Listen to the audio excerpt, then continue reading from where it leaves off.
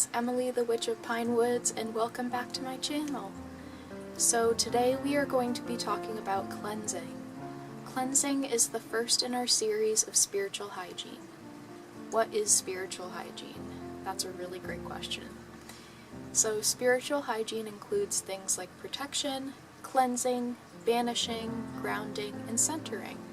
It's all movement of energy around yourself, around keeping yourself safe, and around making sure that the energy you're putting into your spells is centered and correct. Starting with cleansing made the most sense to me because in order to start a spell, you want a clean slate. You want an area that is clean, not cluttered, and not stagnant. So that's where we're starting.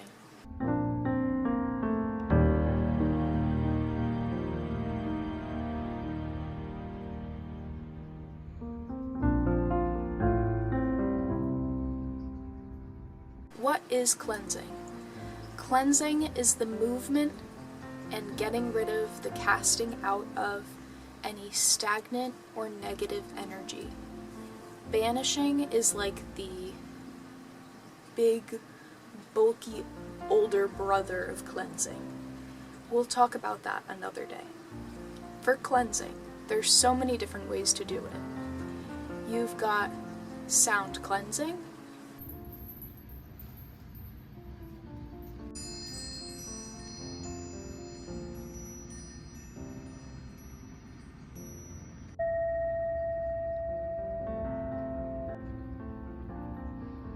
smoke cleansing,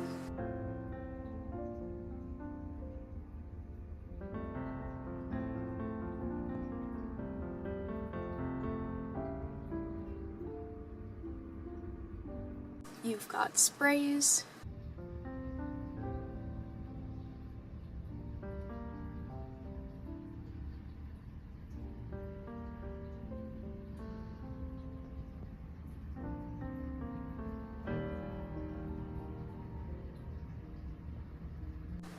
you've got resins and loose herbs,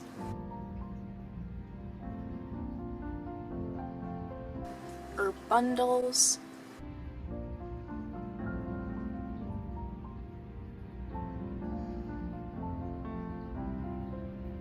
there's so many different things you can do. I'm definitely not giving you a complete list right now, but I will. So let's start with sound cleansing.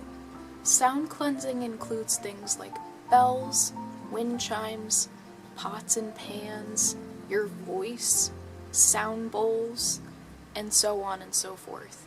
You could probably even use music if you'd like. There are cleansing frequencies that you can easily find on this platform or on Spotify, Apple Music, other things like that you can play and use to cleanse your space. It's a very simple, easy, and most of the time a low-effort way of cleansing. Something that I will say applies to even sound cleansing is having some sort of door or window open. That applies for all types of cleansing, not just smoke cleansing, because there needs to be some way for the negative and stagnant energy to get out. The energy has to have somewhere to go. So you need to have some sort of out for that energy when you cleanse. Next up is smoke cleansing. Smoke cleansing might be what you think of when I say the word cleansing.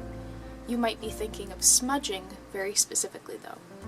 Smudging is part of a closed practice, and along with that, white sage is part of a closed practice. Please do not use white sage unless you are part of that Native American closed practice. As a white person, I am not allowed to use white sage unless someone for some reason gave me permission to and gifted it to me from that practice. The only reason that I have white sage is because I bought it while I was still ignorant to that information. So instead of wasting it and throwing it in the trash, I am using it until it's gone. Another option, if you don't want to keep using it once you find out, which you might be finding out from this video, that it's from a closed practice, is you can bury it in the ground and return it to the earth. To me, that felt kind of wasteful personally, but It's completely up to your preference. Besides white sage, there are a lot of different herbs that you can burn, but another important note on this is making sure that it's pet safe if you do have pets at home, because there are lots of herbs that are not safe to burn around pets and can hurt them. So, for example, I believe lavender is unsafe around pets, so I would opt to not burn that around your pets if you don't know for 100% certain that it's okay to burn. There are other ways to burn things to get smoke, for example with incense.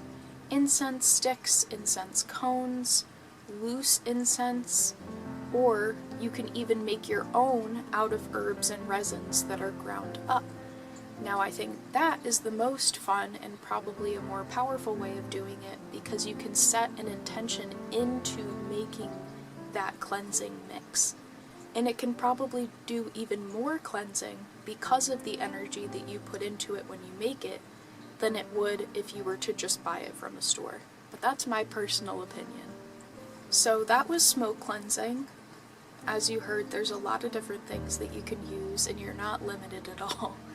You can probably find something that I haven't listed that I forgot of or didn't even know about when it comes to smoke cleansing. And it will work. But like I said, keep those windows open, be mindful of pets, and be mindful of what is from a closed practice. Alright? Alright. Next up is sprays and essential oil diffusers. Those, I think, kind of go along the same line because you can use essential oils in these sprays or use the liquid from sprays in essential oil diffusers. Either way, you are putting some sort of vapor into the air to cleanse the air. So I have a bunch of different sprays at my disposal here that I use all the time. There's some pre-bought ones that I have, like this one from Dragonfly Creations.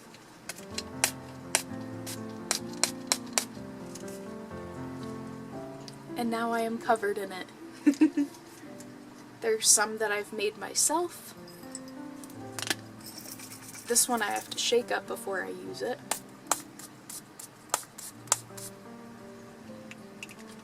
There's some that have just certain specific ingredients, like this one has sage and cedar. This is a way that you could use sage if you are very connected to sage. Whether you want to use garden sage is okay. It's just white sage that's not okay. But using sage essential oil, for example garden sage essential oil, that's another okay way to use sage. Because if you're trying to use white sage essential oil, then again you're pulling from a plant that is endangered and from a closed practice. I'm just super stressing this because I didn't know it when I started, and then I felt bad when I found out. So I just want you guys to learn from my mistake. Diffusers. We've got a lot of different essential oils that cleanse. For example, we've got lemongrass, cleanses very well. Lemon cleanses very well. Lavender cleanses very well, like I mentioned it. So if you can't burn it around pets, you could put it in an essential oil diffuser, so that's a good solution if you want to smell lavender. Another way to cleanse, not just your space but yourself, is with a cleansing bath or shower. You can go to certain spiritual stores or botanicas and find spiritual washes. Usually they're in like mason jars or larger bottles, and they're things that you can put in your bath to cleanse yourself of any evil or negative energy that you might have if you've done like a very heavy working. That is a really great thing to do on occasion, not necessarily regularly, but on occasion if you're feeling really heavy energy-wise. Visualization kind of goes along with the shower. So when you're in the shower, you can visualize any energy washing down yourself out of your hair from the top of your head all the way to your toes and down the drain.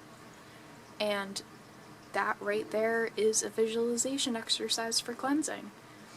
You can cleanse using Florida water soap, Rue water soap, any sort of special cologne soap, or you could make your own soap if you really wanted to out of cleansing herbs such as lavender, eucalyptus, rue, lemon, lemongrass. You can really get creative with it. And when you're visualizing or showering, this combination can really cleanse you of whatever stagnant energy or negative energy that you have hanging on to you and leave you fresh and clean, both physically and metaphysically. The last thing that I want to cover are cleansing spells and spell candles. So you can make a spell candle with the intention of it cleansing your space by it casting out any negative or stagnant energy. I would go with the same sort of ingredients that I've been talking about for that sort of spell, and the same sort of rules apply where you want to have a window or door open to leave somewhere for that energy to go, and that can be perfectly effective. One of the candles that I have behind me, oh, it's directly behind my head actually, that's why you can't see it, but this tall one right here is actually my banishing candle, and that's not exactly what we're talking about, but it's a similar concept where I have made a banishing oil that I can use to anoint any candle and then banish any evil or negative energy from my space at any time that I feel like lighting it, which is super convenient. So that was our little video on cleansing. I hope that that was pretty comprehensive and you were able to learn something from it. If there's something that I didn't cover that you thought of, please leave that in the comments below. I'd love to learn from you guys or hear what you have to say that maybe I forgot about. Thank you guys so much for watching. Like I said, leave your comments below of anything I might have forgotten or anything that you particularly liked that I mentioned. I will take any video suggestions or requests as well in the comments, and if there's anything that you want to see from me, just keep liking that comment, and that's the video that I'll make next. I hope that you all enjoyed, and I will see you in the next one. Bye!